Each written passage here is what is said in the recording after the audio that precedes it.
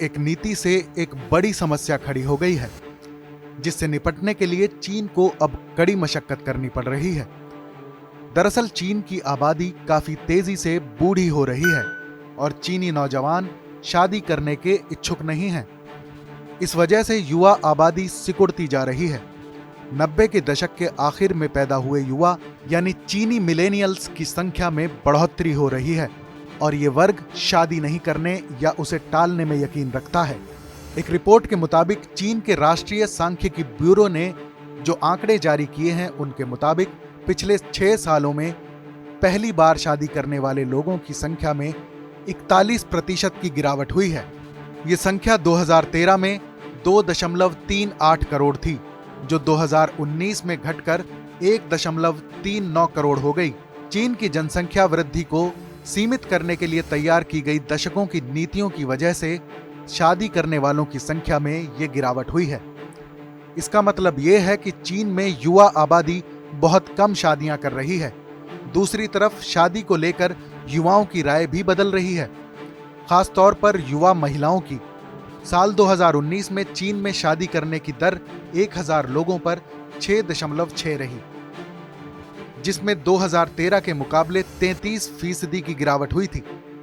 ये पिछले 14 सालों में सबसे कम थी। चीनी अधिकारी इसके पीछे वन चाइल्ड पॉलिसी यानी एक बच्चा नीति को वजह बता रहे हैं।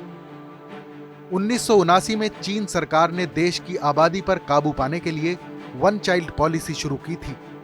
इस नीति के चलते साल 2014 में देश की काम करने की आबादी सिकुड़ने लगी।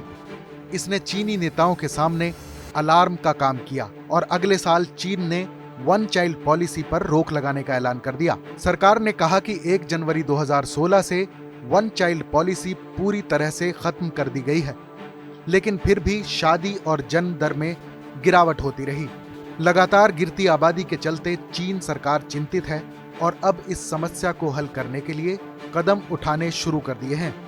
चीनी मीडिया में कहा जा रहा है कि बच्चे का जन्म एक पारिवारिक मसला नहीं है, बल्कि ये देश का भी मसला है। शहरों और गांवों में लोगों से 2 बच्चे पैदा करने को कहा जा रहा है।